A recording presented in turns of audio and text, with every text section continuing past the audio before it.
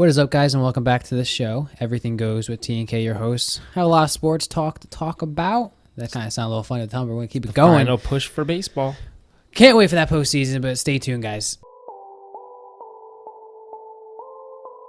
Been lit, boy. Everything goes. We now return you to regular programming. All right, so joining us on the phone today, we have a good friend of ours, Pete. Pete, how you doing today? Good, man. How are you guys? We're doing good. We're doing good. Let's talk, man. You got your Nationals. You know they're climbing in for that wild card spot. How you feeling about it? I think as long as they keep winning games, not losing too many in a row, we should be able to sneak by in. I'm not confident on how far we'll go into the playoffs. Hopefully, we'll break that curse that we can't get past the first round or whatever, or we can't win a series. Yeah. I think the updates on the bullpen that we've had, adding Strickland that used to play for the Giants, I think he's a good addition. I honestly think he should share the role of a closer with Sean Doolittle. I don't know. Sean Doolittle was starting out good, and then he started to fall off, man. We lost a couple of games due to him giving up bombs or something like that. I still think the Nationals have an amazing pitching staff, man. But Anthony Rendon, man. Oh my, dude. I feel like he's so underrated. I've been talking about this guy. I've been talking about this guy since the beginning. I actually met him back in 2016. He came to the Phillies. Got to talk to him a little bit. I thought he spoke Spanish. He just Hispanic descent from Southern California, and he was staring at me like I was crazy. But he's a chill dude, man. He's probably one of the only ones that came up. They're all focused, ready to get into the game, and he came up, talked, and everything like that. Was real polite and everything. Wasn't a prick to anybody. But that dude, I've been talking about that guy. That guy's super consistent, man. There's a lot of teams that are interested in getting him next year. The Texans. I think if you're the Nationals, you need to re-sign him. He's batting .335. Well, I feel like we signed him already. We gave him an extension last year for 5 years, I think, if I'm not mistaken. I truly feel like he's just an underrated player that doesn't get talked about. I mean, you hear Arenado a lot. You hear Machado a lot. Yes. I mean, the guy's batting in the mid-300s with 117 RBIs and 166 hits. Yeah, but you know who else is doing good? Juan Soto stepped up, too. Juan Soto is a great young talent. He's got 34 home runs. He's killing it for them. He definitely replaced the vacancy that Bryce Harper left. If you know me by now, I'm super crazy. I'm a big Bryce Harper fan. Nobody likes him but me, pretty much. But the nice thing about him is he gives you almost a 300 average, where Harper never gave you that. If you got 260, 250 out of Harper, that was a good year. And he gives you less strikeouts, and he's young. That's the good thing, too. That's nice, too. Your team has a lot of young players, but you also have a lot of veterans. You have Brian Dozier at second base who can still hit the ball well. You have Matt Adams at first base with Kurt Suzuki and Yan Gomes, who are both great defenders at home plate. Look, it's going to happen this year because I picked them to go to the World Series to play the Yankees, so it's going to happen this year. The curse is going to be broken. You guys have the pitching staff to get there. Hopefully, man. Hopefully, I've seen the bouts that I'd like to see in the playoffs. Obviously, if we go far enough, we're going to end up clashing heads with the Atlanta Braves, Oh, man, the Braves. Well, you guys have a 3-game lead in the wild card, but you're losing to the Braves tonight. I think it's 3-0 right now to the Braves. I mean, that's a series you want to at least split with them. I think you don't have the division. Clearly, I think the Braves ran away with that division, but I think you really have a good chance with the wild card.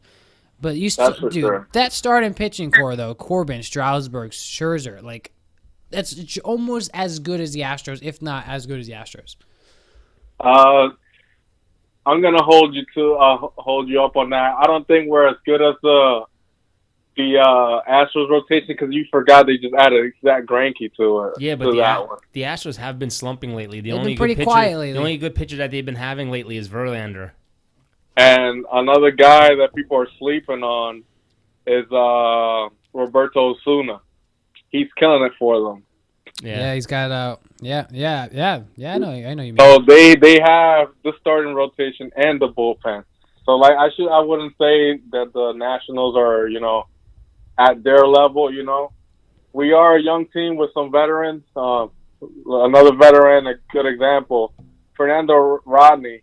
In my opinion, I like him, and everything. Fernando Rodney. Can we trust him? I don't know, man. I don't know how the heck you're 45 years old throwing 95 miles an hour. Yeah, so. He's got a lot of mileage on that arm. I mean, he's got a 3.0 ERA coming out of the bullpen, which is a little iffy. But I just feel like he's more effective when he mixes in his changeup. If he goes straight fastball, he always gets hit the long way. Does he still shoot the arrow when he closes out a game? I don't even know. I think so. But, like, he's been put in some closing situations. He hasn't closed that many. No. I think maybe one or two, so I don't think he'd be putting any arrows up, He's only pitched 26 innings this year. Yeah. But he's had a rough year, but hopefully between him, Strickland, and Sean Doolittle, they can pick up the slack. And we have a couple others that we just picked up from the minor league. There was that one guy that he made his pro debut in 2015, and then he kept getting surgeries, and he didn't make it back till now. Oh, I saw that guy. Isn't that the guy that Barrett? I think his last name is. He threw a shutout in, and then he teared up a little bit because he's been up and down with surgeries. Yeah, so that's good. And then there's another young guy there too. Yeah, but I would put my money on Strasburg, Corbin, Scherzer, and Sanchez any day, and to have them carry you through any kind of 7-game series. I think you can do it, as long as you guys produce runs. As long as you guys produce runs and your pitchers can get you deep, so you don't got to depend too much on your bullpen. I think you guys will be fine. Yeah, that's the thing about what I love about Max Scherzer, his intensity to the game. I know a lot of my Yankee friends, they wanted Scherzer so bad when the whole speculation about Scherzer trying to leave. Oh, I wanted him bad. I wanted him real bad. Yeah, a lot of my Yankees friends that live in the Bronx. I don't know. You might have heard of him. He goes by Joey McFly. He's big into doing like podcasts and stuff and like reviewing every Yankee game. Yeah, he wanted him really bad because the intensity that Scherzer brings to the game and how competitive he is and everything like that. Yeah. I feel like when they get to the playoffs, he's going to transfer that to the rest of the team and make everybody hungry. Because I don't know if you used to watch a couple of the Nationals games. They're like, they're all bonding. You know what I mean? Kind of like the bond that the Yankees have. Yeah. Everybody's bonding. And kind of like the bond that we had when we had the Mighty Ducks and the Cobras. You know what I mean? In our early years, Yeah. I think those two teams have that same bond, It's not just pure talent, It's more. You could have a whole team with just talent, but no chemistry. You're not gonna go anywhere. And Scherzer pitches with like this attitude, this chip on his shoulder. He comes out there looking to like throw a fastball as fast as he can by you, and also give you with the best junk. Well, let's face it. Everyone wrote them off, and the Nationals they wrote them off early in the season. Around May, they said they're done. They're not going to go anywhere. That's when the Phillies started dropping. The Mets were still up there. And the Nationals just quietly came back up and passed everybody. And we've said multiple times, you can't stop. You got to keep your eye on the Nationals because they're right there. But, Pete, I don't care what kind of pitching staff they have. You still wouldn't beat me in the show. I still wouldn't beat you in the show. Dude, you fell off on MLB The Show. Diamond Dynasty is, like, perfect right now. I don't do Diamond Dynasty. I want to play with the real rosters. I want to play you with the real rosters. Diamond Dynasty is probably the moneymaker for that game. They got all these all-star throwback cards.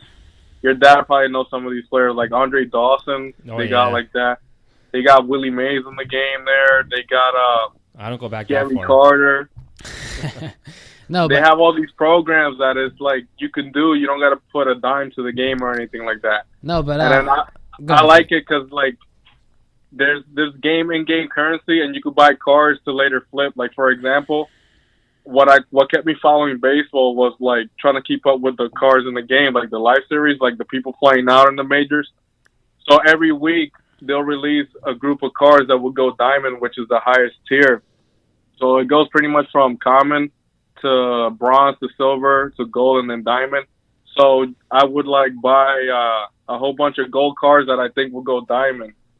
Like the Chapman card from the Athletics, the third baseman. Yeah. All right, yeah. Nobody thought he was gonna go diamond, and he had a heck of a year. And his price went up, and you flip cards that way, and then you could get any card you want, man. It's a fun mode to play in if you're into fantasy baseball and stuff like that, and with live series and having old cards, throwbacks. Let me ask you something, Pete. What do you think about the Yankees? Do you think Aaron Boone is the coach of the year in the American League? To be honest, giving him the coach of the year title is kind of like, kind of cheesy, because that team is pretty much has been built since before he got there. Yeah, but let me add something to that. Okay, they came out with a thing today. The Yankees' injury situation now just got ridiculous. 30 players on the IL in one season, and they're still World Series contenders.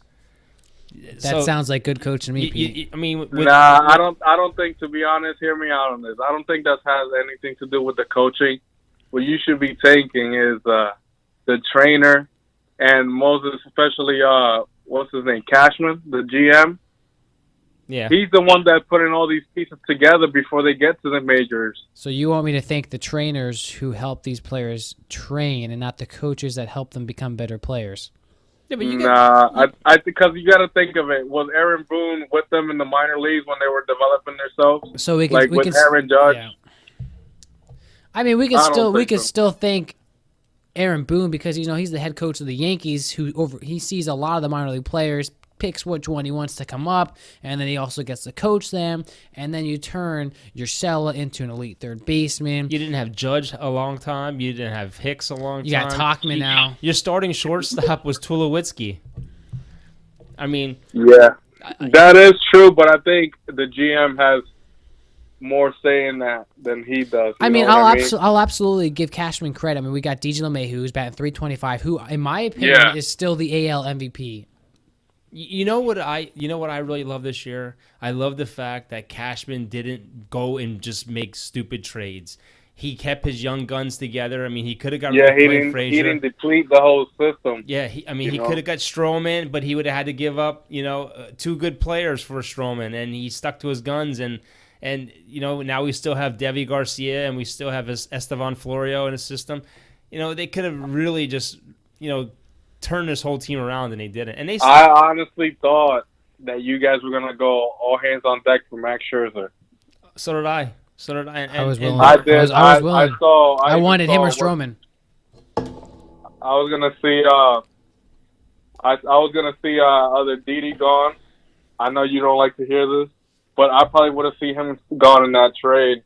Because look at all the young talent. What are you, now that you got Gio Urshela, what are you going to do with the other guy? Andujar's trade bait. But let's be real. No. I don't trust Urshela until I see a year or two out of him. Look, I listen to New York stations during the day, and they're talking about letting Didi walk next year because he is a free agent. They're talking about moving either Andujar to first base to play a backup role.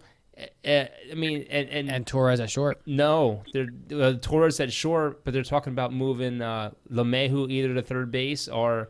I'd put him at second. Let Gio play third. Yeah, that's what they're talking about. Either flipping them to. They have a lot of options this year, but they do not want to trade Andujar yet. Listen, I love Didi Gregorius. I love him at short, and I think he filled Jeter's shoes amazingly. I don't think you get rid of him. I think you keep the depth together because all these guys are batting over 300, and they're all rotating. Well, it's the first time in Yankee history that they have 7 players in the lineup that hit over 20 home runs in the same season. Yeah. I mean, they actually broke the record. Not to knock it or anything, I think everybody's hitting over 30 home runs in the season. Yeah, the fact that they changed the ball. Yeah, and we've been talking about that. Well, we just broke the record for the Major League Baseball the other night with 6,106 home runs in a season. And you know what's funny? They showed the top teams that made that record happen, but they left out the Minnesota Twins, which have the most home runs as a team combined. I think that team's going to be filthy in the playoffs with all that power. Their pitching might hurt them, but if their offense keeps coming out how they've been, I think they'll be all right. But you know what? I think the Yankees are about to pass them in home runs for the season. Pete Alonso's actually chasing Aaron Judge's home run rookie record. Speaking about the Yankees, let's talk about my guy, Edwin Encarnacion. Yeah, he's out with an oblique strain. Again, he's out again. Yeah, him and Sanchez is out with another growing injury. They're hoping they have them both back before the playoffs. Yeah, I was excited to having Carson, but it's He just came back and just hit 5 home runs and then got hurt again. Yeah, it's just another injury after another injury, which sucks. As a matter of fact, he got pulled out of his last game where he hit a home run, and they pulled him after that. Yeah, man. That's my guy right there, man. I'm a big fan of him since he was with the Toronto Blue Jays, man. You guys got to steal with him. Oh my God, we did. Speaking of the Minnesota Twins, they have 279 home runs, and the Yankees passed them with 280, and they just hit, I think, 2 more tonight. Really? Yeah. That's badass, man.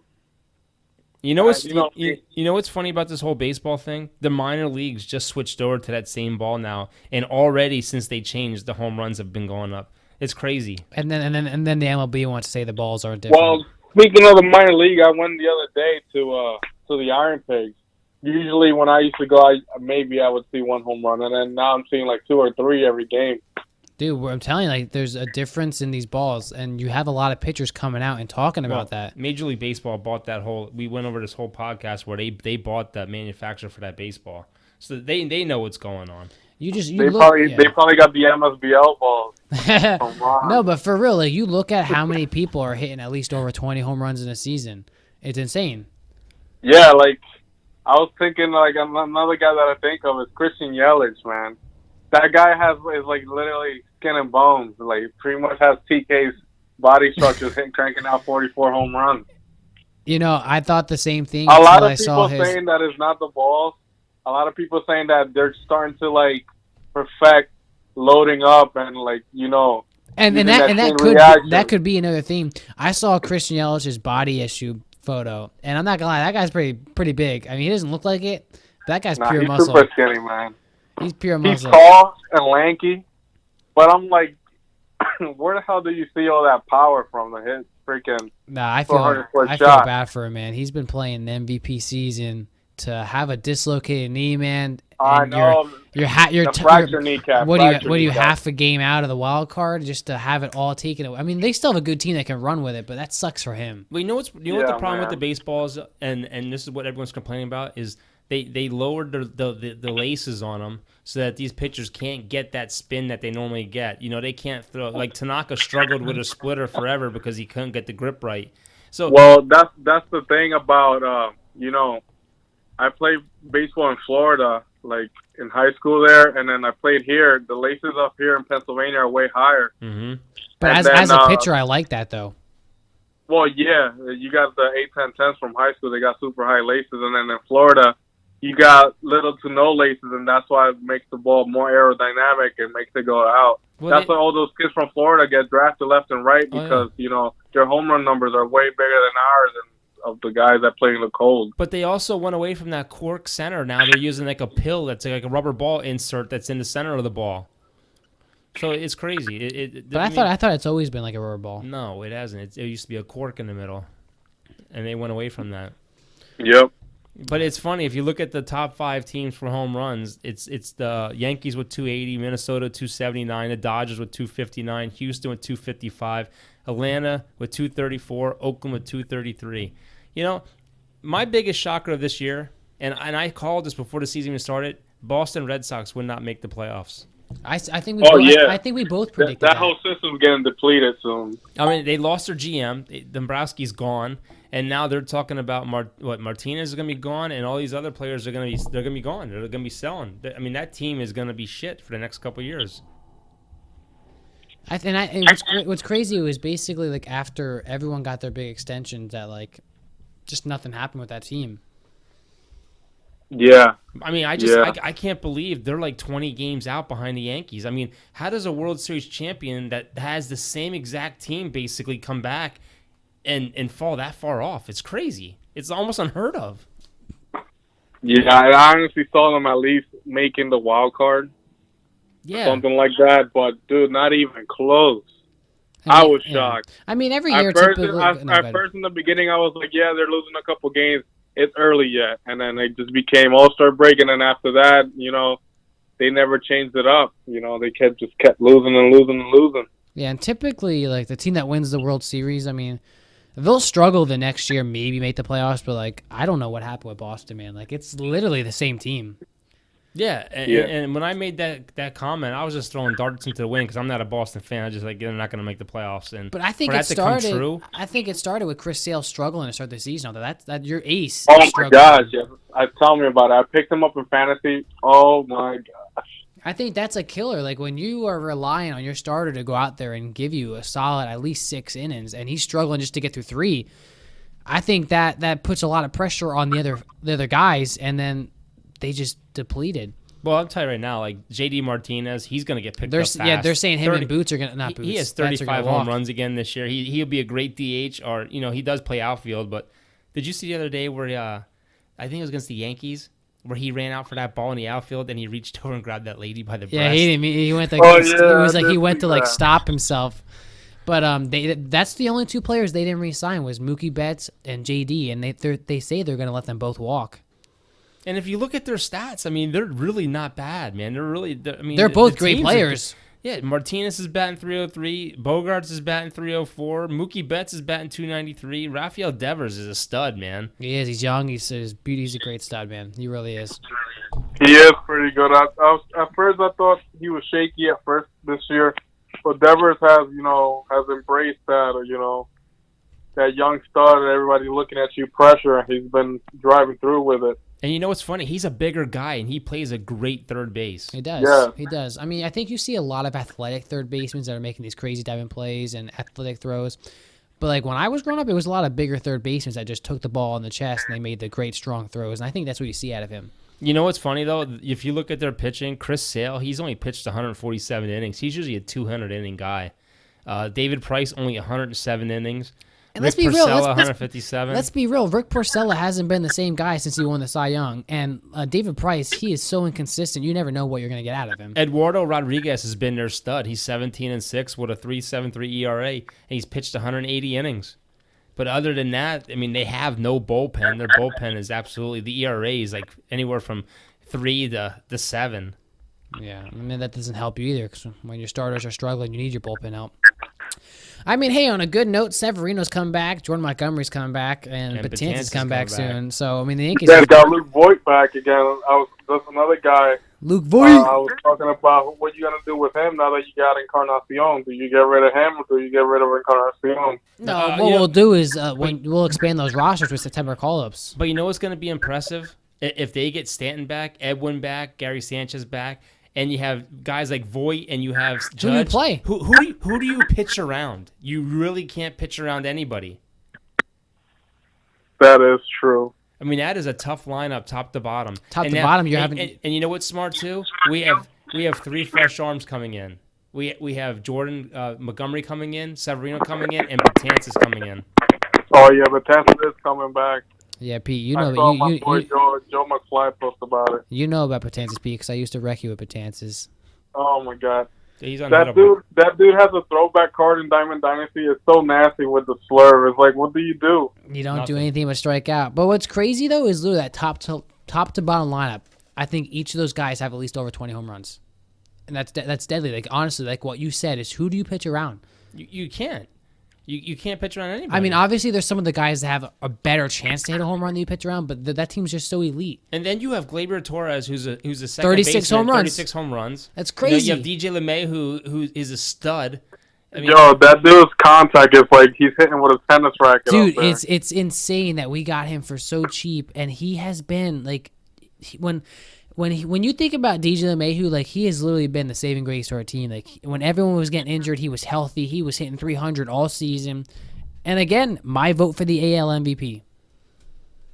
Oh my God, no, I don't think so. AL MVP, Mike Trout has that locked down. Why? What's he done for his team?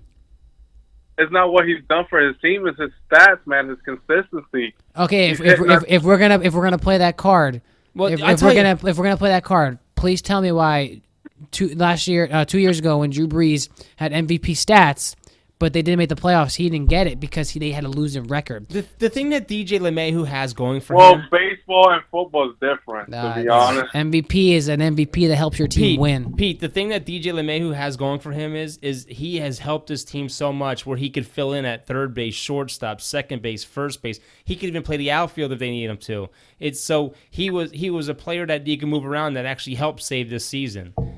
Sure. Where Mike Trout, sure, I mean, don't get me wrong, he is a great player. He's going to give you a lot of home runs. He's like, what, 44 home runs or 45 right now? 45 home runs. His average is 291.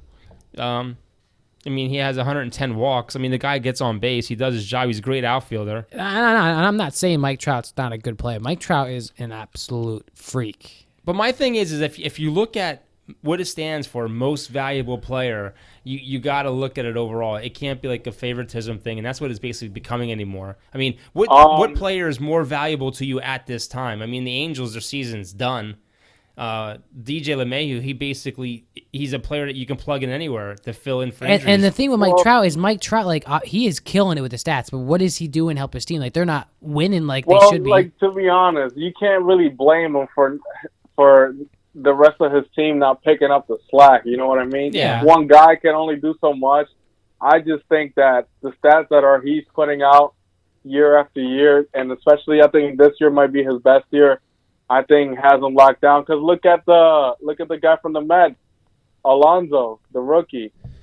All right, so we had week 1 of the NFL, and Pete here. Pete, you were a Giants fan. What did you take away from that terrible loss to the Dallas Cowboys, I must say? Hey, man, it's terrifying. I was looking at it, and I'm like, all right, cool. First quarter, we got a touchdown. I'm excited for Saquon Barkley. I think he's a good kid and everything. But is he what it takes to take this team to the next level? Yes, but he can't do it alone, Yeah. He can't be scoring all these points offensively and then the defense just letting people just go by like a highway. The thing that cracked me up is the first thing out of everyone's mouth was Eli Manning's got to go. Eli Manning had a great game. He was well protected. They got one sack on him, and it was only because he scrambled out of the pocket and they got him. But he had a great game. He made some great passes. He had over 400 yards passing, or 380 some yards passing, whatever it was. The offense had almost 470 yards of total offense. So for them fans to come out and say it's time for Jones to step up, I just think the defense didn't play their game. I think to be honest, I think Eli still has some fire under him. You know what I mean? Especially with the better O-line that we have now. We have some down wide receivers. Sterling Shepard's down. I know we have another Shepard up there. He stepped up. We got Ingram back. You got Golden Tate coming back too in 3 weeks. Yep, he's suspended. So we should be all right. But the thing is, like, I looked at the defense and it's like, I'm like, you're literally not even bothering tackling these guys. You're just letting them go through. Like, what happened? Like, when I was growing up, the Giants were known for their defense, you know what I mean? And then all of that just went to crap, and I'm like, what the heck? What happened is I watched Dak Prescott completely demolish your defense, Pete. That's what happened. Yeah, but there was no pass rush. I'm just kidding. There was no pass rush. He had so much time. It was just like playing patty cake in the trenches and letting Dak Prescott dance around, and then you see the D-backs like nowhere near, and it's like the wide receiver will catch the ball, and it's like it'll take them like a couple seconds to get somebody tackled. And I called this during the preseason. Yes, we did good in the preseason, but like the tackling was awful, and I said if they don't get that crap together now, it's gonna bite them in the ass. I think you saw some glimpse of hope with your team. I think Ingram, you're finally getting hopefully a full healthy season out of him. I think he looked really good. It was crazy to see Saquon fumble on his first carry, and then his next carry they hand him the ball right after that, and he goes about 50 yards down the sideline. That was amazing. But you know what the thing that concerned me is the Giants went away from the run game. Dallas could not stop Saquon.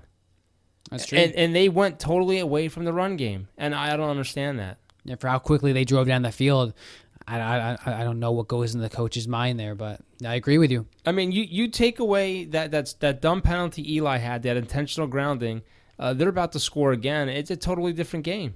It really is. Yeah. Because the Cowboys couldn't stop them. Yeah, a lot of people are saying to me that the Giants' defense wasn't that bad because, they kind of, stopped Ezekiel Elliott from going off. Mm-hmm. Yes, the trenches might have been doing something, but not enough, putting pressure on the quarterback, know? No. Dak had all day to go through all his reads. And you know what? I'm a diehard Cowboy fan. I've been for 40 years. And I praised Eli last year, and everyone was bashing him. I said, Eli had a good year. For not having a line, he had a pretty good year. And I said, if he gets a line, and with the schedule you guys have for finishing a bad season, you're a sleeper team. That could go far. And this week you play Buffalo. So there's a good chance you guys jump back in it, but with a win over Buffalo, Buffalo has a tough defense, though. Buffalo didn't look good, though, last week. I mean, they held the Jets to, 10 points? The Jets. Who have weapons. Yeah, still. Le'Veon Bell. And now they don't have a quarterback because he's got mono. Yeah, which kind of sucks, honestly, if you think about it. Oh, man. But I think if the Giants can play some sort of defense, they have the offensive weapons. And once they get Tate back, that's another weapon. They have a great running back. They have a great tight end. They have great receivers, and they have a great line. Yeah, I just think the secondary needs to step it up because they waited too much to get tackled. You guys, the Cowboys had so much yardage after the catch. Yeah. That's the thing that hurt the Giants the most, man. It's what are you doing? Well, I got to tell you, the thing that impressed me the most, and I'm a hard critic on my quarterback, Dak Prescott, but are you saying this because of what we had a conversation with? I'm saying this because I'm allowed to be a fan and be critical of our team. Dak Prescott never used to throw the ball to open receivers. I mean, to get the ball into the receivers. He used to wait till they were open. He never was a quarterback that can make that tight window throw. And he looked good with the new offensive coordinator, with John Kitna helping him out with his feet. He looked good. He was making great throws. I mean, and I said this earlier today. Dak Prescott had a 11% completion rating in his career of passes over 20 yards. That's not good in the NFL, especially in a throwing league. I think what you saw Sunday, I think that is the best receiving core Dallas has had in the past 10 years. Oh, my God, yeah. Yeah. Oh, yeah. I mean, you think about it. You guys had three-headed monsters there. You had Cooper. You had Cobb. Gallup. Who was the other one? Gallup. It's like you guys had the three-headed monsters. You guys had so many options. So I could kind of see why our defense didn't know who to commit, to stop them from getting plays because everybody was, if not equal to each other in the amount of damage they could do to our defense. So I could kind of understand why they were all over the place and everything like that. But still, that's not an excuse, man, to after somebody has the ball and not be able to make a freaking tackle, you know what I mean? But you mark my words, Kellen Moore is going to be a head coach somewhere, probably next year. This kid is a whiz. He has the winningest record, I think, ever in college football history. I think he's 52-1. Yeah, I think it's 50-0 actually. And this kid has been coming up with plans between Boise State, where he went to school, plans in his head. His dad was a coach.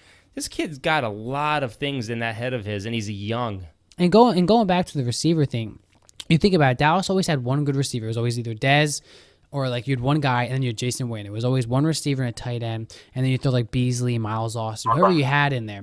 But now you have Gallup. Now you have Gallup who can fly down the sideline. You have Cooper who can fly down the sideline. You have Cobb in the slot, and you got to guard these two good tight ends. You got to guard these two guys, and then people forget about Jason Witten who can catch the ball in the red zone. Oh, plus you got to cover Zeke. I mean that's Tony Pollard. That's a deadly offense. And then we have. I was gonna say, what's up with that? Witten coming back, man. Well, he's ready. He said that he wants to get 20+ carries this week, and plus we have Trayvon Austin, who doesn't play. He has a concussion, but he's another speedster you have to worry about. Yeah, I mean it's just an overall. Especially with a good offensive line where Dak has time to throw the ball. It's a tough team to play. And this is probably the first year in a long time that our line is complete, back, and healthy. Yeah. I'm not a Dallas fan, but they have some really, really good weapons right now. But Chris, where did you find this kid? Who, Kellen Moore? No, TK. He's not a Dallas fan like you. Yeah. Well, he wasn't into football right away like Noah and I were, so it took him a while, and then he jumped on the Saints bandwagon. Yeah, I've been through the Saints, through the bounty hunt, and everything, so I'm a ride to die hard Saints Your mom told me they found you in a dumpster, so they felt bad. No, but my man. thing is the Giants. It stinks because every year they open up against the Cowboys. It seems like, and you get in those divisional games right away. Like we have the Redskins this week. Could you imagine if we would start out 0-2 in the division? Well, that happened. That happened yesterday. You saw that with the Panthers and Bucks. Both those teams were 0-1. So clearly somebody was going to be 0-2 in the division already. Yeah, but that division's wide open. The only team that has a win is the Saints. I mean, and the Saints almost lost last week. That would have been the first division to have no. I mean, I don't think it would have been the first division to have no wins in it, but I'm talking about this year. Close. Yeah. What sucks for the Giants is that you lost some key defensive players, but it's a win for the Redskins because they collected those defensive pieces and they looked. They looked amazing against the Eagles. I mean, they struggled in the second half, but Case Keenum looked really good. That defense looked really good. They looked good for 2 quarters, and then they couldn't stop the Eagles the second half. Hey. And that could be I was pissed off about that. That could be because the Eagles didn't play any of their starters in the preseason. It could be, but I think the Redskins look pretty well. I think that they could. I think that division's gonna be tough. The Redskins are beaten up. They got a lot of injuries this week. Really? Already? Jared Allen's out. Their linebackers out. So yeah, man, yeah. And they got a rough offensive line. If Dallas gets their stuff together and gets some sacks this week, this could be the week. So, Pete, what's your opinion on this whole Antonio Brown thing? There's a lot of drama. I was just gonna bring that up, man. A lot of drama going on with him. You know what's funny? I think it's good to him because, I feel like a lot of these players abuse their bodies and then they can't do a lot of things. The league's always telling them what to do. Obviously, they're the money makers for this league. They're the ones that keep the people watching. Mm-hmm. And it's like, it's kind of rough that you're pretty much like a slave to them. I mean, you're living this luxurious life, but you're putting the wear and tear on your body. You bust your butt in the game in the off season, and then you don't get this liberty. You know what I mean? So I think I can agree with what Antonio Brown did. Take a stand to the owners and stuff like that. I think he made out great for sure. You got a freaking legendary quarterback to catch passes for. Pete, let me ask something. Obviously, Antonio Brown is a instant Hall of Famer, and I agree with you about the whole work thing. But let me ask you this: would you walk up to your boss and threaten to punch him in the face? Depending how much of a prick he is. I mean, like if you got to have a pretty big bankroll. For sure. In order to do something like that. But you know what's funny? I'm pretty sure he has money from the Steelers stashed away somewhere that if he would never to play again like Kaepernick, he'd be better off than Kaepernick. Yeah. Well, you know what's funny? They said AB hired a consultant to help him get out of that contract. And since he signed with New England, you don't hear anything. You don't hear nothing because you know what? They put the clamp on all of that. They're not going to put up with that crap. This is basically his last shot. New England is like they don't tolerate anything. I mean, they've had receivers that had problems in the past, Randy Moss and all those guys. And they're comparing it to that. Ocho Cinco. Yeah, and they put them all in their place. And he even Belichick even put Drew Rosenhaus in his place. When they interviewed Drew Rosenhaus, he said for respect of the coach and what he asked me, we're not allowed to talk about any of the contract deal. Well, that's like I heard them talk about the one time that Bill Belichick, they traded for a first-round pick guy, and he sat in the front of the room and he was late, and Bill Belichick said, "Get out! Like we're not. Because you're a first-round pick, you're not going to come late and sit in the front of the classroom." But the whole thing with Antonio Brown is some people even think that he was just like with the Patriots and him were in it the whole time because they wanted to trade for him back when the Steelers wanted to get traded. I definitely believe that. Yeah, I definitely believe that conspiracy.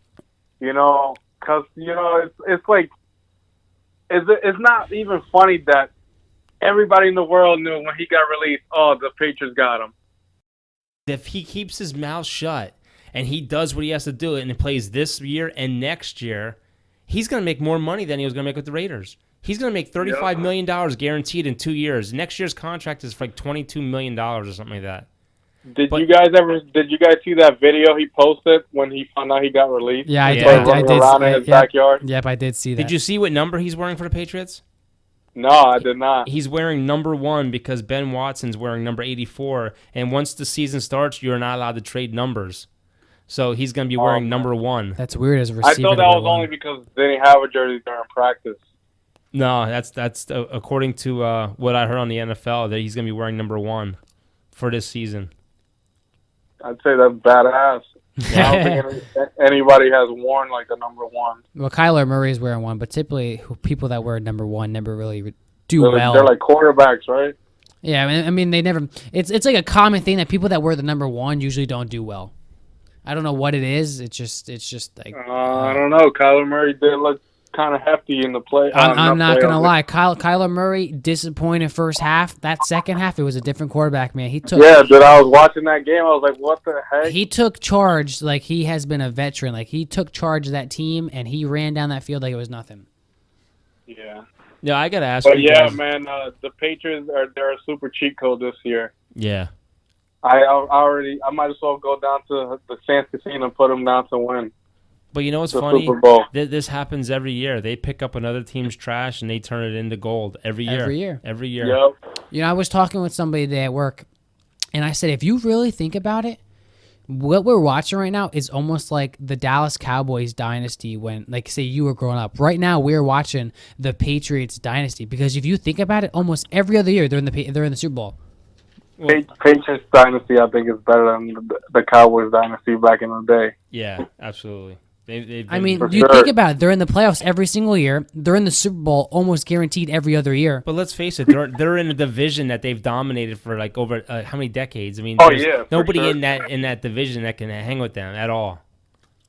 Who's gonna knock them off? Miami. But yeah, they do. The Jets? I agree with that. They do have an easy entrance Yeah. in there, but you can't knock the Patriots because they didn't have anybody. Who they had before Brady? What, Bledsoe or something like that? Yep. So, they kind of, got their foundation from their scraps from other teams and just turned it into gold. I don't know if it's rigged or what. I want to believe it's rigged, but honestly, I just think Belichick is a genius, Yeah, and you think about it. He did come from the Giants. And you think, okay, and you think about it, they do have always usually an easy entrance, but they usually play some of the hardest teams in the playoffs. Yeah. I mean, they started off with what? Nobody thought that Brady was going to play well last year when he struggled, but yet he beats Kansas City in Kansas City. He beats the Rams in the Super Bowl. Well, they're saying that this team here, this is probably the best defense that New England's ever had. Oh yeah, for sure. So that's gonna make a huge difference for them. And it is gonna make a huge difference because all the points their offense now is gonna put up is not gonna be depleted like in the Giants' case. The Giants could score 100 points offensively. They probably give up 100 points defensively. And you just think about the offense. I mean, you lose Gronkowski, but now you have Josh Gordon, you have AB, and you have a rookie receiver. And you have a great running back out of that with Tom Brady, the GOAT, who is probably going to be the best quarterback that we've ever got to watch in our lives. Ever. Yeah. I don't want to hear no Joe Montana or anything. I know Alan Wong, he likes he's a big Joe Montana fan. No, I mean, at this point, so many people I dislike Brady, I think but he's just the overall GOAT. I think he's the greatest of all time. I don't even think you can argue that. I mean, just the fact of how many Super Bowls he's won with no-name talent that he's made into stars. Yeah. But the only thing I have to say about this whole GOAT thing is the different time frames, different eras. Because now you can't touch a quarterback. You know what I mean? Back then, you got picked up, you got slammed, and these guys played through injuries. Today, you touch them, it's a 15-yard penalty for sacking them too hard. Yeah, that is true. I do agree with the different types of eras. I mean, you look at the pads; they barely wear pads anymore as a quarterback. That is true. But I mean, you still can't knock the guy. The guy is still amazing, and he still does what he does. But I mean, we could say he's the GOAT of this era. I think Joe Montana was a really good quarterback back in the day, man. Yeah, I do have to agree with that. The era is definitely different because the NFL probably didn't even discover half of the steroids that the whole NFL was taking back then too. Oh yeah, look at Lyle Zato, man. He was on some major steroids. Look at what's his name, Lawrence from the Giants, Taylor Lawrence. Yep. Lawrence Taylor. Yep. Yeah, since we're He talking was definitely on more than just steroids. Since we're talking I'll about tell you that quarterbacks, right What's up with Cam Newton, man? his struggles continue. I think he's too much into fashion right now. I don't honestly. I don't think there's anything wrong with Cam Newton. I don't think they can finish as a team down the drive. I mean, they drive down the field and then they get to the red zone. It's like it all turns off. If you look at videos of how he threw the ball before his shoulder injury and how he's throwing now, I mean, he's coming off a surgery injury. You got to give him some credit. But the thing is he's not making throws. He's not even throwing balls over 20 yards down the field anymore. His completion rating is at 64%. And that was what receivers having a 3-yard open gap separation. Last year, he was 83%. I think he's not fully healed. Yeah, no. I mean, you think about the surgery he had. He shouldn't even be playing right. He rehabbed so quick. I mean, you think about he's not fully healed. Getting surgery on your shoulder, that should take you a year before you fully can regain. He's 25 of 51 for 333 yards, 3 sacks, 1 fumble, and a completion rating of 70%. They say he's 0 for 8 for his last 8 starts. My thing is Rivera's going to have to make a decision. He's going to have to make a decision. Well, they need to get rid of Rivera. That's probably the stupidest coach in the NFL. Well, that's what I mean. He's either going to go or they're going to have to do something with Cam. And they're saying Cam's time in Carolina could be over after this year. I mean, let's be real. Will Grier is a good quarterback. I think Cam Newton is still a very good quarterback. I think you just got to give him time to heal. Yeah, I don't think he's properly healed yet. I think he just said, I either play through this or I'm going to lose my job. Yeah, but it's not like he can't get a job anywhere else. I'm pretty sure there's plenty of teams that will grab a Cam Newton. You know what I mean?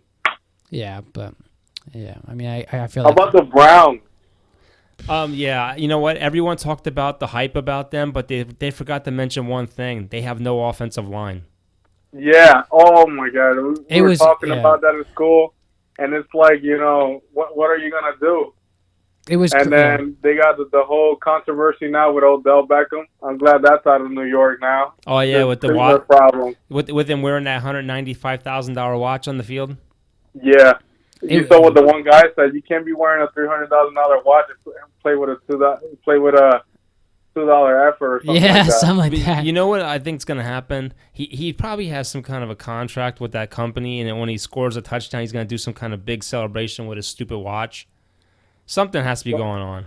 I don't know, but it was crazy to see Baker Mayfield running around for his life. But he told the NFL he's not taking it off. So who knows? Well, that's Cleveland's problem now. Yeah, but you know what? I think everyone overhyped Cleveland. I don't. I still think. Oh my God! And they look good on paper, but everybody forgot to mention the line. Yeah, the line's horrible, and it showed. It showed, and it's going to show all year because he's getting so much pressure. Mayfield's getting so much pressure, and his interception. Which I don't understand because their line wasn't that bad last year. No. I think that there's still their hype line. there. I think was better than the Giants last year. I think there's still hype there. I think you just gotta give it a little bit. They traded away, I think, 1 or 2 of their line pieces when they got the Odell Beckham trade. Oh yeah, we did get a couple of those guys. I think 1 or 2.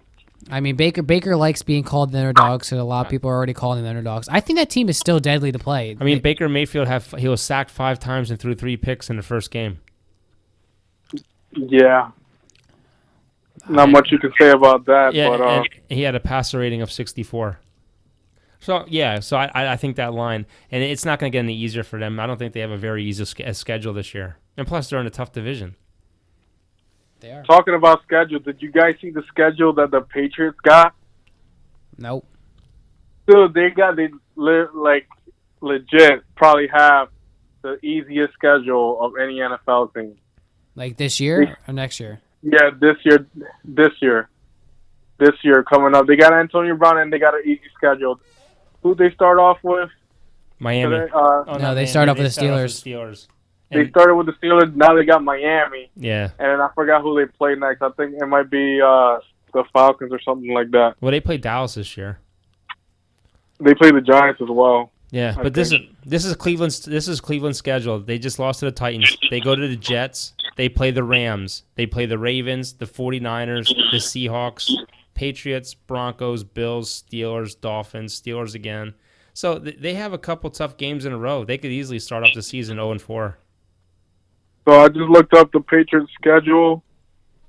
They have Dolphins, Jets, Bills, Redskins, Giants, Jets again, Browns, Ravens, and then the Eagles and the Cowboys and the Texans.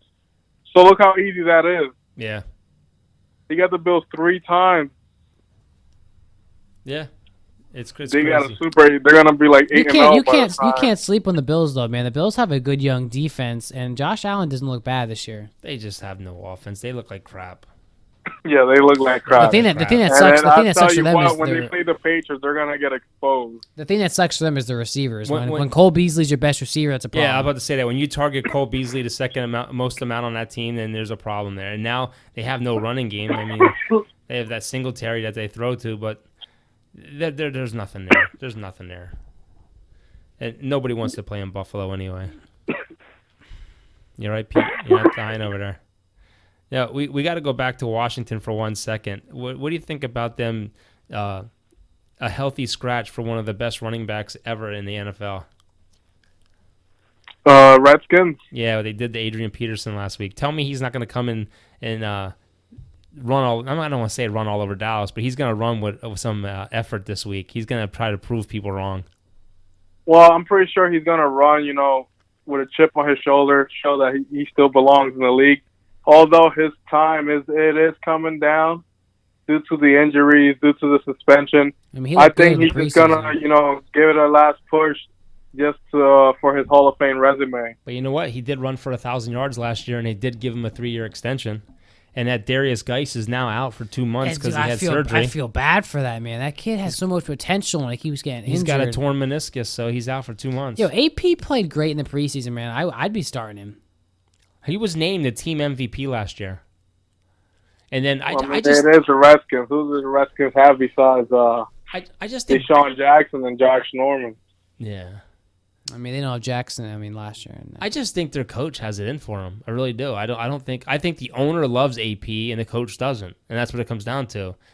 So AP is the one that's suffering because the coach is like, well, I'm not playing him. I'm going to play my guy. Now my guy's injured. I still remember when he was a Saint for 1 game. Yeah. And then we traded him away. Mm-mm. And I wouldn't sleep on the Redskins, man. Defense wins championships, and their defense looks pretty good. No, I think that division, like I said before, that division's coming down to Dallas and the Eagles. That when they play each other, for sure. Those 2 games are going to mean everything, and you got to hope that you split. If you're an Eagles fan or a Cowboys fan, you got to hope for a split. Pete, you're going to count your Giants out like that already?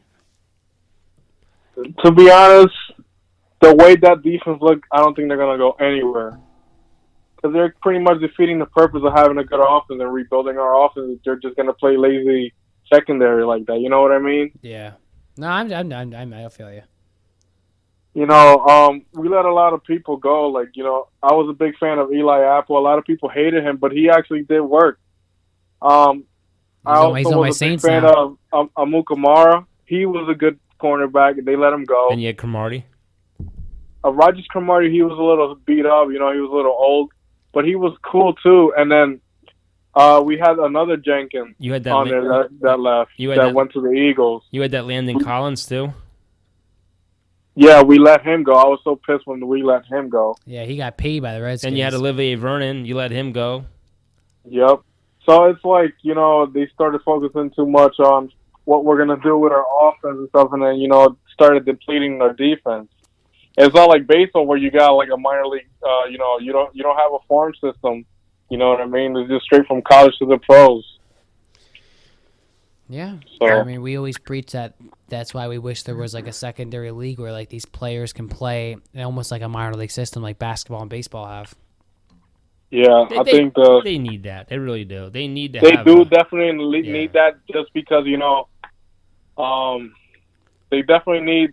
I'll give them, it's something good for America to have, minor league, something as minor league football and all that stuff. And, I think it'd be good revenue for the NFL.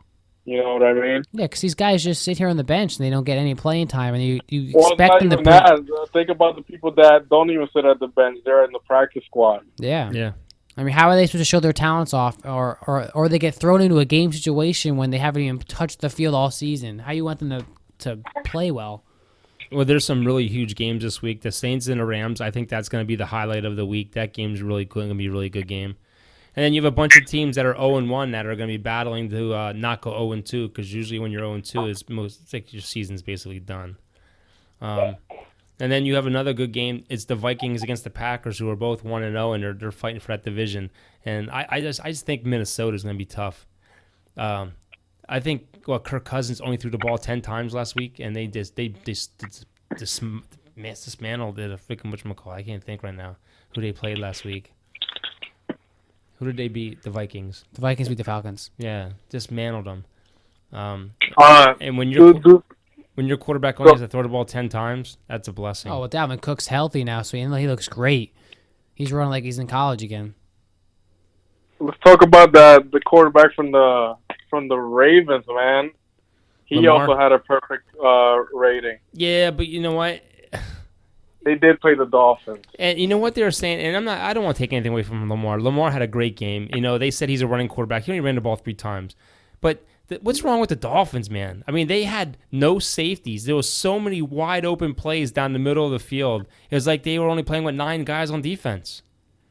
That team just wrapped it up and said, "We're done. We're definitely tanking." Probably. I mean, I don't know. I feel like the Dolphins have been tanking since I could freaking read. I don't know. Yeah, there was one year where Ryan Tannehill started off 3-0, and I was like, wow, they're actually gonna be good this year. And then they just lost out. Dude, the Dolphins played the Patriots this week. Then they played Dallas right after that.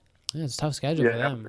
They might as well just start tanking because they're sure as hell aren't getting through division because of the Patriots, and they might. I don't think they might even get wild cards. No. And now they're having open conversations right now about they're one of their best. Fitzpatrick. Yeah, he's their best safety. Bring him to the Saints. Yeah. Bring him to the Saints. I mean, they're having sales on people. They're just trying to get rid of everybody. Let's face it. They want to collect draft picks, which they're doing a good job of getting, and they're gonna hit next year's market. They probably have a 2-year window to get back to the top again. And you know what's funny? In the last 6 games at home versus New England, the Dolphins are 5-1. They play well against the Patriots for some reason.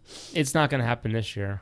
That's what they said last year. I think you know why it's not going to happen, because they want to show the world what they can do having Antonio Brown. Yeah. And Antonio Brown's going to want to play with a chip on his shoulder and prove that he's worth what he says he is. You know. Dude, they're a 19-point underdog. Oh yeah, I believe it. You don't see a line like that in pro football. I haven't seen a line like that in forever. 19 points. Points. Usually 6, 3, yeah, maybe 9. Yeah, but 19. Yeah, but you know what? Back to Lamar Jackson. I think he's gonna have a great year. I think he's gonna prove everyone wrong. He had a full season now to get ready. You didn't have to worry about being behind Flacco. He's the man now, and I think he's gonna have a great year. And they have a great defense. That team is gonna be solid. And some of those throws are just so nonchalant, and they're like 40 yards down the field. Perfect throw to the passer, to the receiver. He was a stud at Louisville, and he's gonna be a stud in the NFL as long as he doesn't become that scrambling quarterback. Because let's face it. Yeah, I think he, for his longevity, I think he's better off. Yeah. That's the thing. Everybody that comes out of college, they think, "Oh, I'm the next Michael Vick." Yeah. Michael Vick was like one of a kind. I think the closest thing to Michael Vick was Cam Newton, and he can't even do that anymore. No, and look at Deshaun Watson. You know, he's another good quarterback, but got injured with the Saints game. He gets hammered all the time. I mean, he got sacked 6 times against the Saints, and then he ran in that 1 touchdown and got clobbered.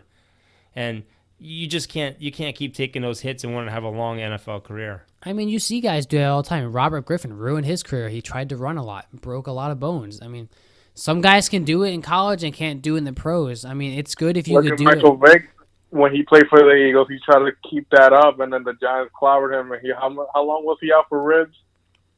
Yeah, a long time. Yeah. Yeah. And RG3, he was the next best thing, and he tore his knee up, and that was it. He's. I saw him like in the locker room with the. He's with Baltimore. Yeah, with Baltimore. Like, what the heck he's still doing around? I thought he's retired playing golf somewhere. No, he's the backup. He actually threw did he run in a touchdown? Or he threw a touchdown pass in that game. He's a third string. No, I think he's Flacco's second string. No, Flacco's with there. Denver. Oh, really? Yeah, Flacco's with Denver now. He's the starter in Denver. Yep, RG3. He scored. I think he threw a touchdown pass to the tight end.